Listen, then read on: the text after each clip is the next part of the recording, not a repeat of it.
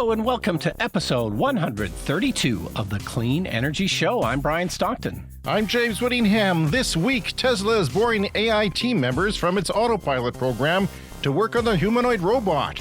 I predict a lot of broken dishes. Ford is moving to a direct sales model for EVs that will eliminate dealer markups. But dealers are skeptical and are rapidly researching alternative ways to antagonize and anger their customers. GM is pushing electric vehicles on American football fans. What's next? Low-fat nacho cheese? The Fully Charged Live event is coming to Canada. As Canada's foremost clean energy podcast, I propose that James and I be invited to participate. I could host a panel, while James could do crowd control and some light housekeeping. What? All that and more in this edition of the Clean Energy Show.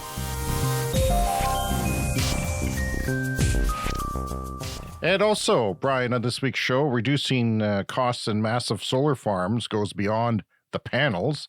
And California will allow human composting in 2027. I'm way ahead of you, California. I'm starting to compost myself internally. Yeah. I had a bad week feeling sick. Yeah, well, I know you told me you had some type of terrible stomach flu, and you're definitely looking better, and I hope that you're better. I just don't want to hear too much about this. Well, okay. Let's just say I said to my ass this morning, can you do me a solid? And it did. That's all. Everything worked out. So I don't know where it came from because, as you know, I never leave home. You never leave the house. And no one brought it home. No one else was sick. So where the hell did this come from? But it just goes to show you how you could have gotten COVID under the same situation, too. From what, though? The neighborhood cat who I pet in the yard? I mean, other people come in and out of your house. You know them as your family. Well, I do, but it's just, it's an awful thing. And I'm one of these people who has a phobia of being sick, as you know. Oh, yeah. I don't know if it's a terrible phobia, but I really hate being sick, and I don't do it well. Ask any of my family members how, like, I'm the worst patient in the house. I'm just, kill me. Yeah, so my wife is, of course, is a rock. She births children, something I couldn't do if I wanted to. It's just, I can't handle being sick. I'm just not good at it. I'm sorry. And I'm just glad it's over, and I don't want COVID. Yeah. I really don't want COVID. So far, so good. So far, so good. What's new with you? Around this house here, it seems like this often happens when we're recording the podcast, but you may hear some banging and crashing in the background because you're like Murphy Brown. You're always getting your house renovated constantly. That's right. What was the name of that guy? I can't remember. Like Sheldon or something? Or no, I don't think Oswald so. Or he had a good name, but he was Peter, Albert. I don't know. Yeah. So the kitchen half of my vaulted ceiling has now been spray foamed. And the drywall guys are there all ready to fill it in. So we're half done. And once that's done, we open up the other half and do that. So I'm going to have a freshly spray foamed ceiling. And I'm real excited about that. Well, I don't know why you don't have a live microphone in your kitchen. That's what I would do. Yeah, I know that's what you would do. But I prefer podcasts to have that studio sound. Oh, well, I just want to check in on them to hear if there's any sound. Interesting, something like that. Weird sounds would be nice. Okay. And then the other thing was, so I bought a brace for my back. I was having back troubles. You bought a back brace? Yeah. It's like this is shocking news. It's like a belt thing that sort of just tightens up and supports your spine when your spine is feeling week. And then, I know you had this horrible stomach flu this week. So my new idea for the podcast is these are our sponsorship possibilities, James, like, all of our old man health problems. We can, so this brace is from a company called Braceability, and they're not a sponsor. They are now. But hey, if they want to sponsor us, I mean, I could be a spokesperson for this product. I thought it was really great. Oh, does it work? Yeah, it totally works. This is your future. Yeah. Commercials on Fox News. And it's better to have on hand now. Like I needed it sooner than I got it. But for the next time this happens to my back, I'll be able to, This is for when it happens. Yeah, I'll be able to move around sooner if I have this brace. And what does it do exactly? It's just, you put it in your lower spine, and it's like having a lumbar support. Like, I realized that, like, when I drive a car, I have an extra lumbar support pillow in the car. Like the one built into the seat is not enough. So when I'm sitting in a chair, I need a lumbar support. And I just thought to myself, hey, well, I need a lumbar support while I'm standing up. Surely there's a product like that. And I just started researching it. And yeah, you get these lower back braces and it just kind of, it's like an artificial spine on the outside of your body. Now you're endorsing it. And if you're not from North America or younger than us, which most people are, by the way. Murphy Brown was a TV show in the 80s, early 90s, maybe? 80s. About a national news anchor. Or wasn't it? Was it Eldon? Eldon. Was that the guy? Eldon. Very good. That was the guy's name. Give it some time, and those old brain cells, with the help of a back brace, will kick in. And you can help your brain cells with this new product. See, that's how it works. Oh, my God. You're such a good spokesperson. Yeah. I would have you endorse. I would listen to that old man sitting in front of a couch in the fireplace, recommending something to me. The car hunt continues on my end. I have a couple of interesting developments on that front. One, I found out the Prius is coming out with a new plug-in prime that is through spy websites and rumor websites. Yeah. Could be 100-kilometer range, which would be interesting. However, it's too little too late, right? I mean, I want a freaking EV. My partner wants an EV. Yeah. I don't want to get an oil change again. I mean, that would do me, and I wouldn't have to worry about charging infrastructure for the next few years. Not that that's a terrible issue, but the infrastructure's there. It's just not working, essentially. Yeah. And just, the inconvenience of it taking slow speeds. But the Equinox, as we mentioned last week, from Chevy, which is a small SUV, they have the gas version of it. It was a very popular vehicle. And now they're having an electric version of it, as well as the, Blazer, Chevy Blazer, as well as Silverado pickup truck. Anyway, the Canadian, where we live, pricing is $34,400. For the Equinox. For the Equinox, which is a small... That's really good. SUV. The Bolt is a hatchback, which I'm shopping for. Would have probably bought if there was one on the lot. But I can't, because there's not one on the lot, and, it's a lottery shoot to try and get one. Crapshoot. So, the Bolt sells for $38,400 or something like that. Yeah. And it's not the Equinox. It's a small car. And they should be marking those down, but they're not. And they have in the States, that would explain the $6,000 reduction in the States, something like that. So they said, Canada, we're not going to do it because, we don't need to, because, we don't sell any there because the demand is too high. There's no competition. So screw you, Canada. This tells me not to buy a Bolt. Like, I'd be stupid to buy a Bolt, especially at the current price. Yeah. Because let's say I buy one and, a year from now, people are starting to buy a $34,000 car that's less and better, and they're going to have to lower the price of the Bolt. Absolutely, they're going to have to $8,000 less. It's going to probably have to be $8,000. It's a real conundrum, and ideally, you would like to buy a car now, not a year from now or 2 years from now. Ideally, yes. The Prius is still fine, but this is right now. The Prius has an incredible resale value, and that's what I was hoping to take advantage of and get into the game. But you know what? At the price of $34,000, it doesn't matter so much what my resale value of the Prius is. I could go and buy that car. Yeah, because it's about the same price as the Prius if you factor in the gas savings over 4 or 5 years. Yeah, at most, and that's normal gas prices, by the way, not the ones that we have now or had recently. There was a thing going around the internet. Everybody was sharing, saying the Saskatchewan, our province in Canada, which is a prairie province with oil and lots of mineral resources and potash and stuff like that. And farming. Would be a perfect place for battery minerals, for bringing it to Canada, because there was an article about that. And everybody's talking about it. And I have this contention that is a problem with our province. That is that our grid is very dirty. It's 45% coal. Yeah. And they're cleaning up very slowly with very small solar projects and small wind projects. My thinking is that a lot of these companies who want to buy minerals and build batteries want them clean. They want, why do it with a dirty grid? So our province, in being backwards and trying to cling on to fossil fuels, a jurisdiction there's many of around the world, including the United States, in the parts of the United States that, you're not going to be competitive. Why would we go to the dirty one that has a larger carbon footprint for a battery that we make in your place than B, that has a clean grid? Yeah. And, 80% of the Canadian electrical grid is clean because of all the hydro, especially in Quebec and BC, right? Yeah.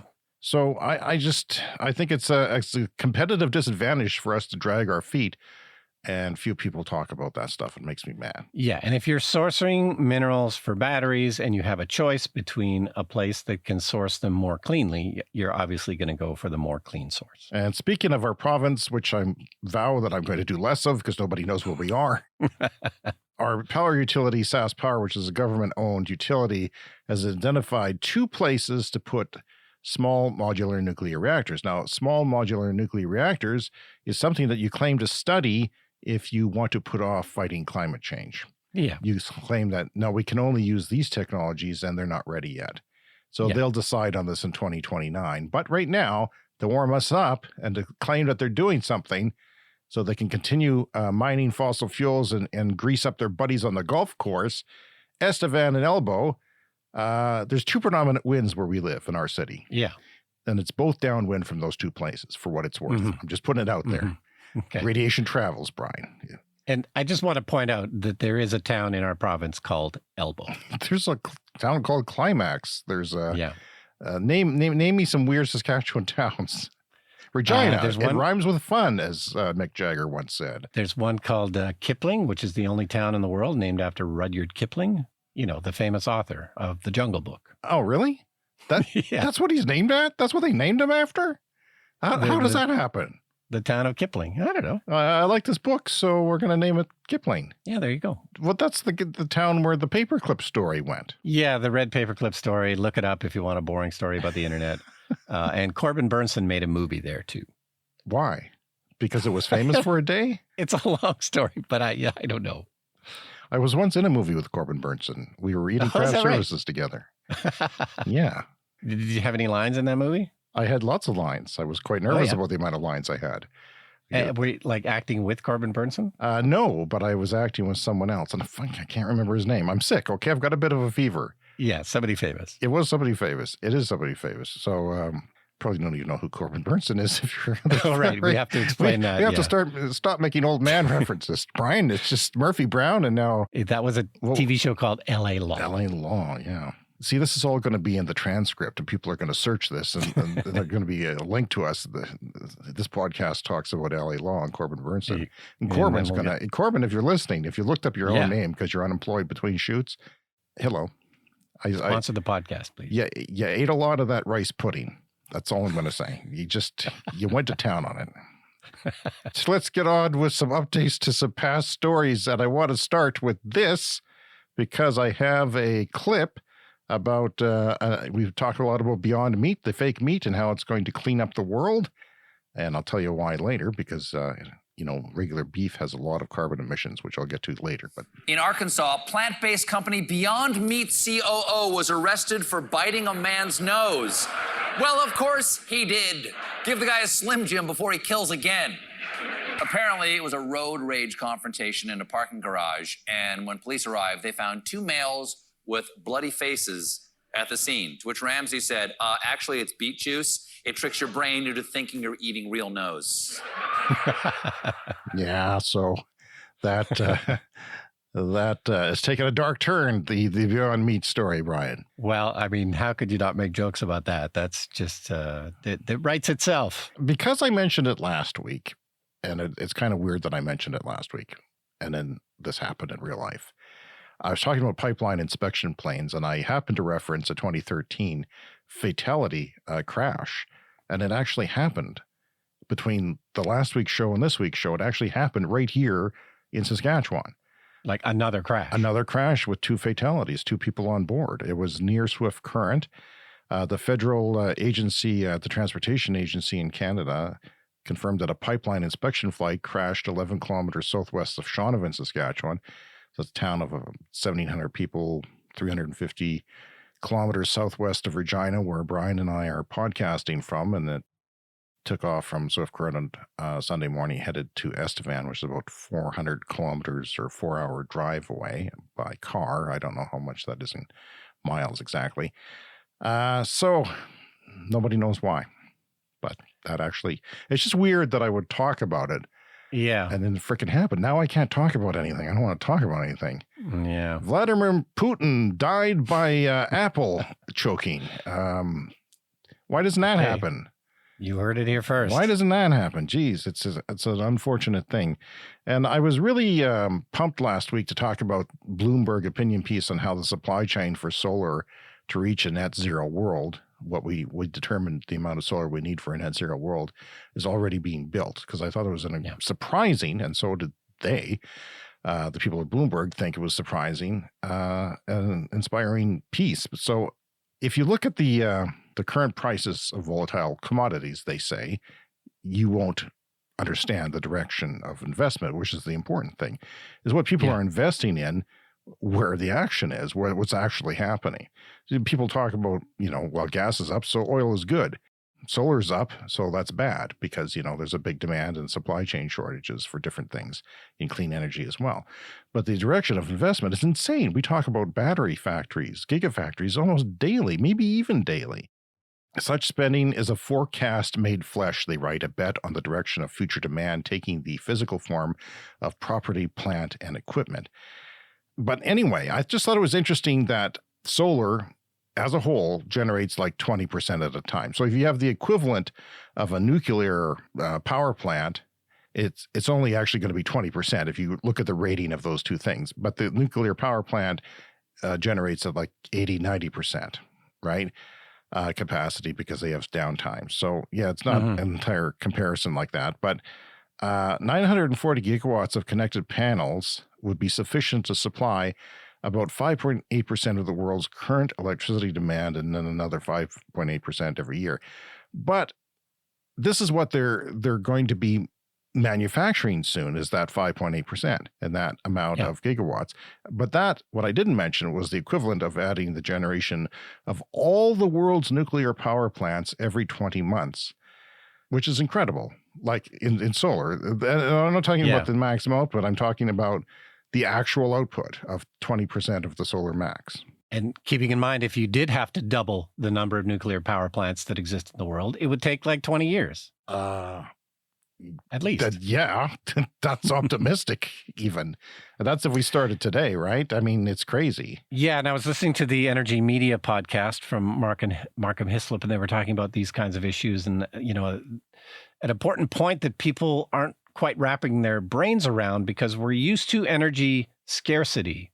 And as we use up the oil reserves around the world, the price goes up because these things get harder to get and it gets more scarce and the prices go up. But the exact opposite thing is happening in clean energy. It's abundance. Is every time we build a solar panel, we're creating more abundance. And so the price trends down and not up. And it's just something people are just not used to. They're not used to it, and they just can't wrap their heads around it. I wanted to start this week with a bit of breaking news, if there is such a thing in the podcast world. By the way, I've never listened to a true crime podcast before. Have you? Yeah. Yes, a couple. Well, I listened to Serial because it was in the news because they exonerated the person, or person's out of jail. Got released, yeah. So I listened to it, and it's like exactly the same as the Hulu show. The music is almost identical. It's almost like a ripoff of the actual theme of Serial. Like they didn't even try not to exactly duplicate it. You're talking about Only Murders in the Building? Only Murders in the Building. Yeah. Only Murders in the Building. They drew heavily from Serial, yes. And the woman, the host, it does sound exactly like Tina Fey, which is the kind of like the replacement for Serial, the big podcast. Yes. Like you would, if I told you she was Tina Fey, you would believe me. Like if you didn't know better, right? It's just kind of hilarious. Anyway, today, at an event hosted by the New York Times, Al Gore claimed the World Bank president is a climate denier. Later, on the same stage, the World Bank president, David Malpass, was asked by the New York Times climate reporter David Gels if he believed in the scientific consensus that the man-made burning of fossil fuels is rapidly and dangerously warming the planet. Here is the painful clip of that. I also want to give you one more chance to directly address former Vice President Gore's claim that he made on this stage that you were a climate denier. His words. So very odd. I've never met him. He's not involved in the efforts that we're doing. He may present as a climate person. I don't know what impact that's having. Okay, let me just be as clear as I can. Do you accept the scientific consensus that the man-made burning of fossil fuels is rapidly and dangerously warming the planet? I don't know if everyone wants to comment on that. What we are doing is having impactful projects that reduce greenhouse gas emissions. We have a mission of a World Bank that's powerful. Will you answer the question? Is that... I don't even know. I'm not a scientist. What a douchebag, if I may say so. Yeah, well, I mean, he's not a scientist, but that's hardly... I can't comment on it. I'm not a scientist. You're not a scientist. So we should erase all the episodes of our podcast because we're not scientists? I guess so. I'll get out the magnetizer. For our younger listeners, audio used to be recorded on magnetic tape, which you could erase with a magnet. What? That's crazy talk. I don't know what you're talking about. How do you erase audio with a magnet, Brian? You truly are not a scientist. I have a bulk tape eraser in this room. Well, it's a good thing you didn't turn it on with my magnetic head because, my head is mostly metal now. So, yeah, I guess the answer to that is yes, the World Bank president is a climate change denier. This is the Clean Energy Show with Brian Stockton and James Whittingham. GM is looking to football to capture a broad consumer base and bring all of its nearly 3,000 U.S. dealerships on board to sell EVs. For the Equinox, Chevy is banking on a 300-mile full charge as the pivot point for consumer appeal and for football's fascination with commercials to open the door so EV cynics might take a second look. And I was actually watching football on the weekend and saw these commercials and said, dang, I want one of those. Yeah. With a GM estimated up to 300-mile range on a full charge and a starting price around $30,000. It's everything you want in an electric SUV. Chevy Equinox EV. Finally, an EV for everyone. I mean, that's true. It is an EV for everyone. Yeah. Because it is the form factor that people buy the most after trucks, I guess. It is the very popular size. You can't say it's small. You can't say it's expensive.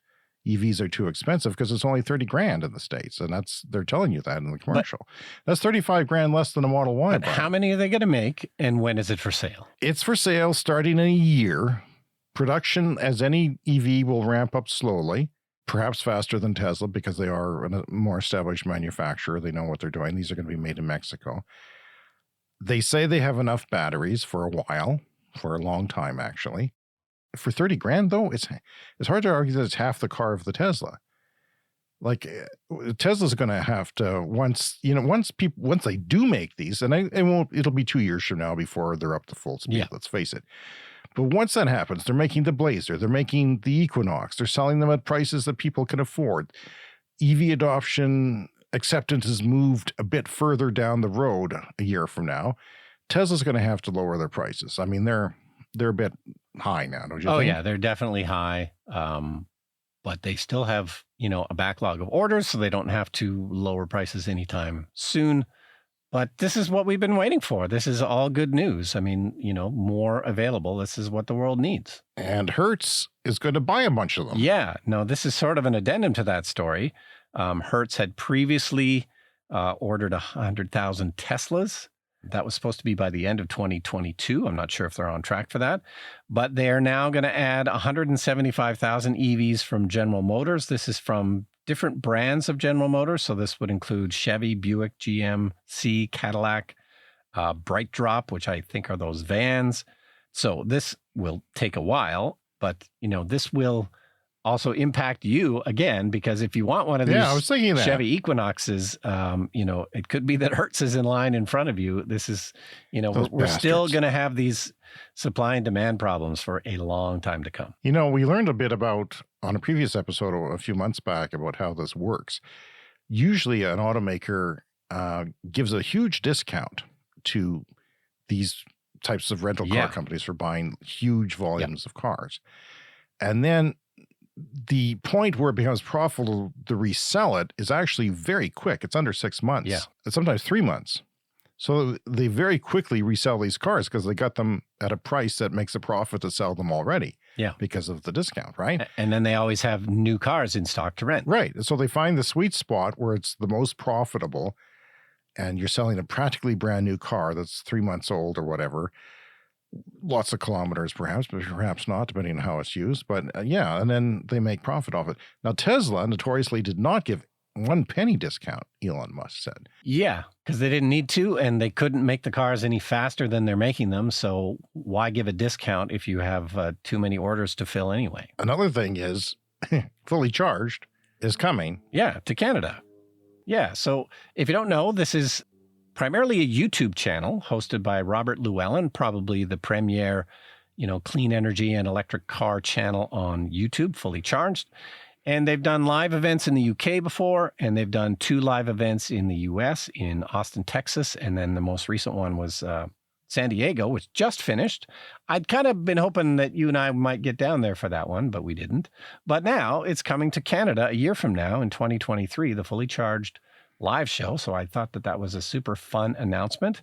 They cited several reasons for coming to Canada. I think the main one, though, is that BC Hydro, the electric utility, seemed to have offered them a large sponsorship. So they seem to be the primary entity that's inviting Fully Charged to come and do this live show in BC. So BC Hydro, it's the province of British Columbia, 98% clean grid, mostly from hydroelectricity.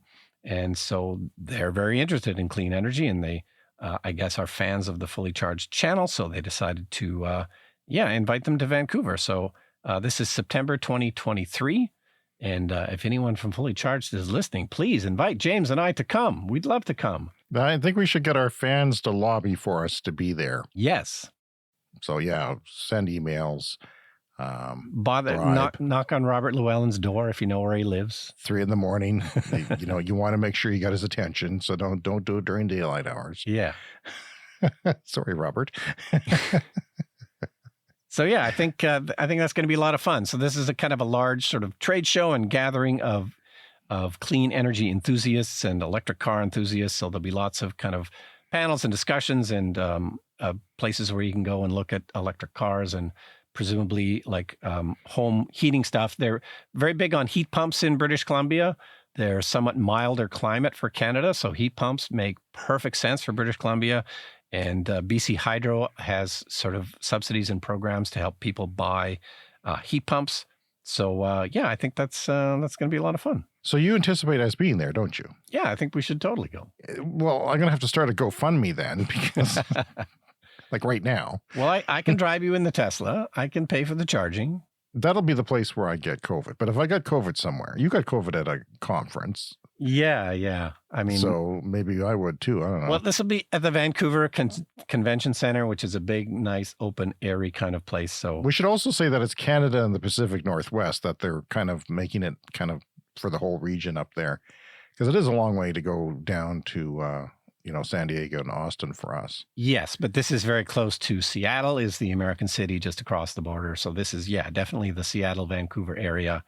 And I think that's going to be great. You can buy tickets now. They're about $75 for the weekend for the 3-day thing. You can also you can get sponsorships and set up, you can sponsor the event. You can set up a stand there as well. So we should do that. I don't know. Yeah. Just a tiny little 1 square meter booth. We can have a little table and we can sell podcasts on cassette tapes or something. Sure. Get your podcast here.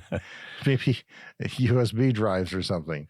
Okay. So, and sticking to EV news for a second here, Ford is looking to change up their dealer model going forward under EVs. So they're trying to split their business into kind of 3 sections at Ford. And Model E is going to be the electric division. Then there's going to be Ford Pro that handles commercial vehicles, and Ford Blue Oval, which will be their legacy internal combustion things. But anyway, so they're trying to revamp the model for their dealerships. They want to keep the dealerships, but they need to change things up in order to be competitive in the 21st century. So it's going to go to more of a direct selling model, like with Tesla. And so the dealers are going to have to choose, much like General Motors is doing this as well. You got to choose to be into the program with Model E, and it will cost the dealers some money to kind of set themselves up for that. But it seems like a good strategy. Like there needs to be a rethinking of the dealership model, especially if you're trying to compete in the new world of EVs. But, also nobody really likes haggling for prices at dealerships. God, I don't think no. so. It's the worst thing in the world. It is the worst thing. So this would set a set price for their cars going forward. Everybody pays the same price. Haggling at a dealership is the worst thing in the world. It is for everyone because, it's just the one thing we have one Toyota dealership here, so I couldn't walk elsewhere. I'd have to go quite a ways, actually. I'd have to go, hours away. Well, 1 hour away. Yeah. But that dealership was owned by the same company. But with Chevy, there's one on every street corner. There's a Chevy dealership in, every 200-person town, pretty much. And it's weird how it sort of developed this way because we are not a haggling culture. Like, we don't typically haggle for prices in Canada. You just walk into a store and you pay the price. It's a common thing in other places sometimes to haggle. But for some reason, it's only cars.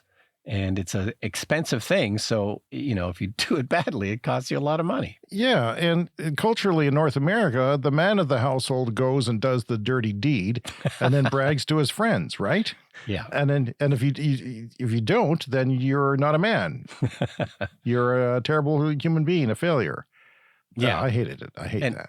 I did enjoy the experience of buying a Tesla online, which you do online. You put the deposit down with a credit card. I will say there was more human interaction than I expected because when you're exchanging a large amount of money like that, you still need to talk to a human. So I had to talk to the Tesla place in Calgary, which was the closest at the time. And then we had to do a wire transfer for the final payment for the car, which was kind of nerve-wracking because it's a large amount of money. And like somebody at the bank said, this is really important that you get, every digit right or anything. Like your money could just go off into the ether, That I think. is a lot of money. I sent 10 grand to Montreal for my Leaf. Yeah. I felt that experience and I was like, because I didn't hear back. It was like, yeah. And then the bank people spent an hour and a half walking in the back room trying to complete it.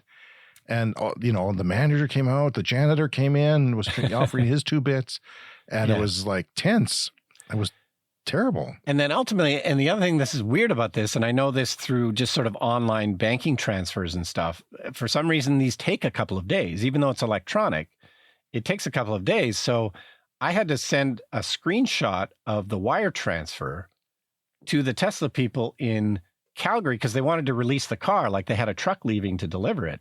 And they're like, we got to release the car. So send us a screenshot to prove that you sent the wire transfer because they hadn't gotten it yet and they had to send the car. I mean, they didn't have to, but they sent the car on its way before they actually got the money. I wouldn't haggle. I wouldn't even think about haggling, I don't think, if I didn't read online that the average haggle price down for this particular model in your region is this much money, $1,700. And I thought, I'm not going to leave $1,700 on the table. Who am I?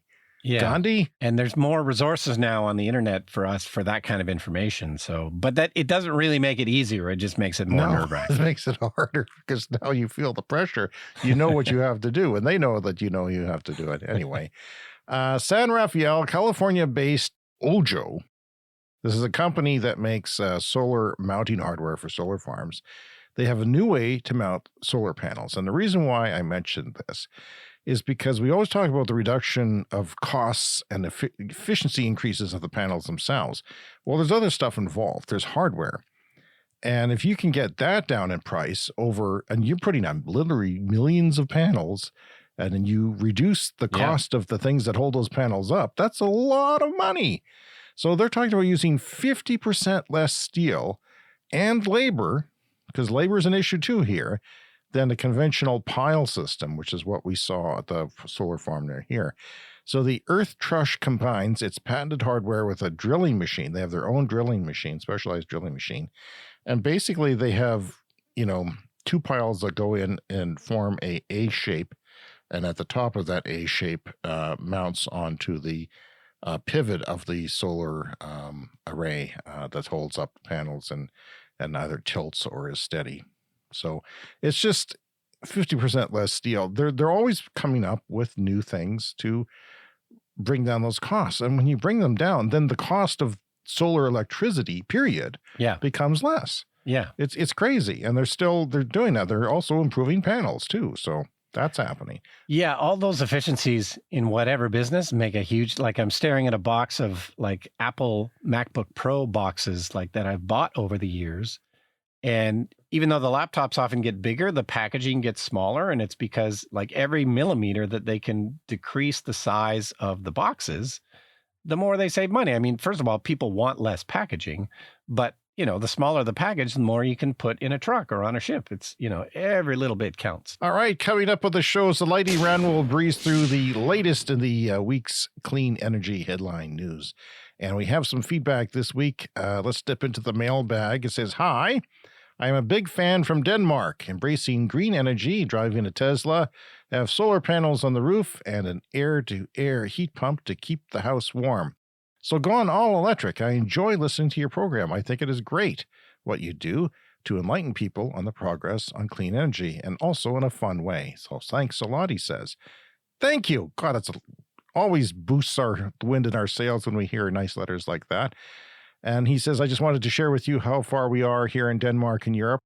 The electricity prices are going up and down like crazy here in Europe.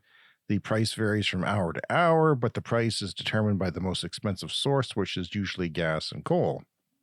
Interesting. I won't read you the whole letter, but I'll read you parts of it. Many homes have variable price contracts with their provider, which you can choose freely. You could even choose Swedish nuclear if you want. And in Denmark, we have no nuclear power, but a lot of wind turbines that produce around 45% of our electricity on average. And on windy days like today, when he was writing this letter, it was 120% was coming from wind. So that means that they exported their energy to their neighbors and the price goes down and sometimes is negative. Already we're seeing negative prices. I can't get over that. So green energy is the only source that can bring the price down in this crazy time. And he has some other information and some things that he has done. He's got a 6.6 kilowatt peak power solar system with a 6.5 kilowatt hour battery. Enables him to charge the battery at night when the power is really cheap and use it in the morning, sell it back to the grid, yada, yada, yada. You know how it goes. And he says, so the battery can also be used in the winter where there is little sunshine. And Denmark is as far north as Laloche is in Saskatchewan. And what a great guy for looking up our local town to give us an idea of where Denmark is. That's very sweet. Thank you. And Laloche is quite a bit farther north from where we are. Yeah, hours and hours and hours. So we live in a massive, everything in Canada is massive. Ontario is like, I think it's the size of some planets. It takes days to cross. But Saskatchewan's very tall. And most of us have never, been anywhere near the top third, let alone, it's just insanely big and it becomes wilderness up there as well. So the future is here now. And I think the future looks bright for clean energy. And thanks again for a great show. Best regards from Sven, the Green Viking in Denmark. Yeah, and then there was a link to a website where you can look at a graphic that kind of shows you where the energy is being generated there in Northern Europe and Scandinavia and, which direction the power is going. Sometimes it's going, from Norway to Sweden and sometimes from Sweden to Norway and Denmark and so forth. So, yeah, I thought that was really interesting. So thanks, Sven. We got another note from someone who said that my son's university prof, like my son, James' son, my son, he said there's not enough lithium in the world. It was mentioned in the show last week. And he gave us a link to a YouTube video, but it's just some dude. You can't rely on everything from some dude. I know it's true, but maybe that's not the best link. Yeah. So we love to hear from you, as you could tell, especially when you send us praise. Contact us at cleanenergyshow@gmail.com on Twitter or TikTok. Our handle is cleanenergypod. And don't forget to check out our YouTube channel for visualizations of this podcast and other things and special features. And Brian, it's time for the world famous lightning round. It's time for the lightning round, a fast-paced look at the week in clean energy news. General Motors said on Tuesday it is backing establishing tougher federal emission standards to help ensure at least 50% of new vehicles sold by 2030 are zero emission. Now, you'll recall that the CAFE standards that California and other states set before were opposed by some car companies. Yeah.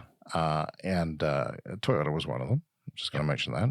But now, General Motors, who are all in on EVs, say, bring it on. Hell, speed it up. And you know why? Because their competition in Japan are going to be screwed. Yeah. They're ahead of Japan. Way ahead of Japan. And then arguably ahead of a lot of people who are not Tesla. So, or Rivian, or other people who are fully EV. The founder and owner of the outdoor apparel brand Patagonia, Yvon Chouinard, we'll call him Yvon, has given his US $3 billion company away to a specially designed trust, ensuring all profits in perpetuity are used to fight climate change and preserve wild spaces, which is unusual. Fantastic. He gave his whole company worth $3 billion. That's amazing. Powerful statement from Antonio Guterres yesterday at the UN General Assembly. He is calling on nations to tax fossil fuel companies. It's high time to put fossil fuel producers, investors, and enablers on notice. Polluters must pay. And today I'm calling on all developed economies to tax the windfall profits of fossil fuel companies. Those funds should be redirected in two ways: to countries suffering loss and damage caused by the climate crisis, and to people struggling with rising food and energy prices.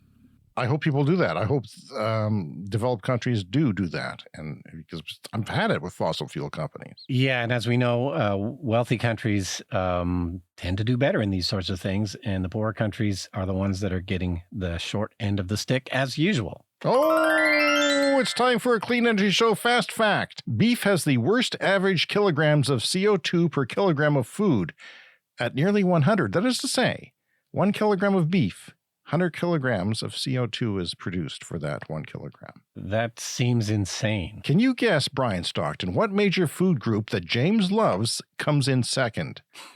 In terms of CO2 for a food? Yes, in terms of CO2. And I won't tease you any longer. It's dark chocolate, which is at half. Oh, no. Can we not have good things? Oh, man. Do we have to stop eating dark chocolate? I love dark chocolate. No one's talking about stopping to eat dark chocolate, but we're talking about stopping eating beef.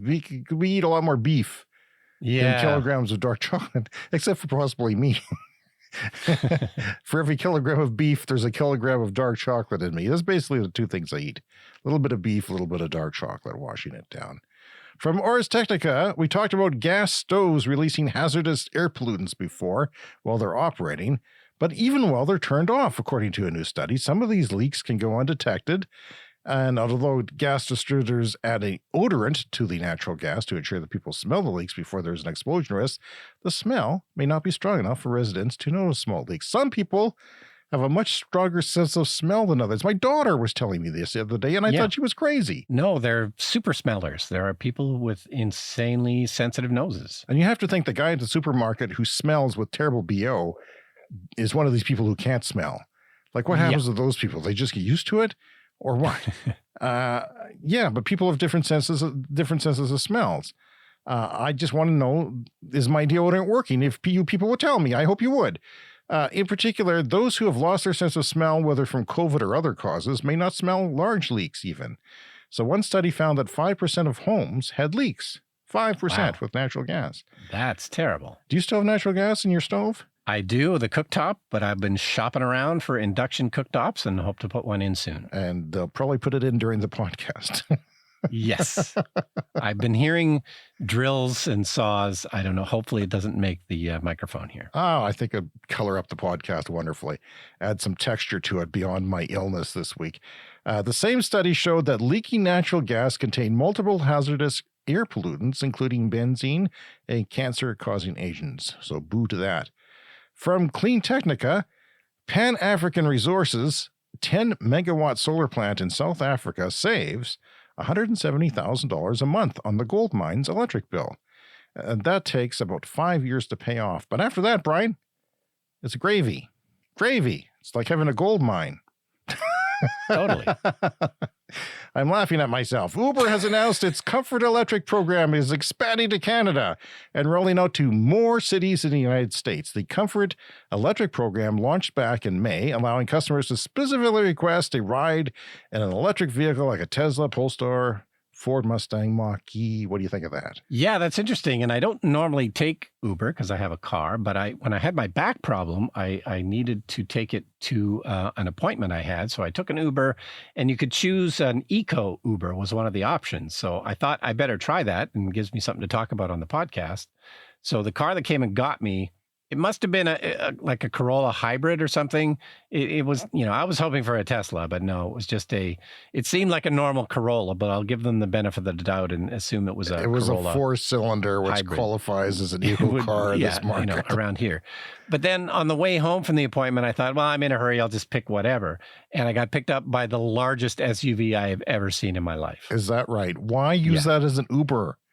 Why? It seems an odd choice to use as an Uber vehicle. Oh my God, especially nowadays. Yeah. From Wind Power Monthly, update your subscription, people. Nordex boosts a 6 megawatt onshore wind turbine rotor, and it's going to be 175 meters off the ground. That is taller than the Washington Monument. 6 megawatts onshore. We talk about offshore a lot, and the 14 megawatt turbines that are out there now. This is almost half that, and it is onshore. Interesting. Oh, it's time for another CES Fast Fact. How many of the giant GE Haliade X offshore wind turbines, which I just mentioned, which are 14 megawatts, would you need to power all of Great Britain, Brian? 6,000. 6,000. 6,000 to power all of Great Britain. Did I say the U.S. at first? I don't remember. Check the tape. I don't listen to the show. Get the magnetizer out. Erase the tape. These old men on this podcast were talking about magnetizers. Rand promises electric pickup lineup that will challenge Ford and Rivian in range and beyond. So finally, Ram is the last people. We were wondering when that was coming. There we are. It's all coming. Bring it on. Daimler has unveiled their long-range transport truck. This is a semi for the highway. Has a 600 kilowatt hour battery and a 500 kilometer range, which is about 300 miles. We use LFP batteries, which is the cheaper batteries, less energy dense, resulting in a shorter range for the same weight. But Mercedes says it is gaining in longevity because the company says it expects the vehicle to last for 10 years, which is a lot for a semi truck, and 1.2 million kilometers or 750,000 miles. And then you could probably just put in a new battery because the other components would probably be in pretty good shape, I'm guessing. Yeah, I'd be a little surprised if LFP batteries are kind of energy dense enough to work for a semi, because the semi's also got to carry a big load. So if the batteries are too heavy, it kind of takes away from your payload. But, obviously they think it'll work. Oh, look at this, a bonus. CES Fast Fact. Brian, the Balda Solar Park in India is the largest solar farm in the world, about $1 billion per gigawatt. That's, nuclear reactors about a gigawatt, right? Okay. So it produces 2.5 gigawatts of power, or about 2.25 nuclear reactors. Given solar is 20% of its peak overall power output, that means about $5 billion per equivalent nuclear reactor without any storage considerations. So you wonder what is just another case of what the cost of solar vis nuclear is without storage, and it's about $5 billion per reactor right now. But that's getting cheaper, and we expect that it's going to half in the 2030s. So that's incredible. Oh, and from the Late Show with Stephen Colbert, we have not cited them as a source before. Yeah. California is planning legislation to allow human composting. Starting in 2027, Californians will be able to choose human composting as an alternative burial option. Great. Oh, sure, you clap now, but it's one more recyclable to keep track of. Honey, I know eggshells and coffee grounds are okay, but what about Uncle Rick? Is he compost or disposal?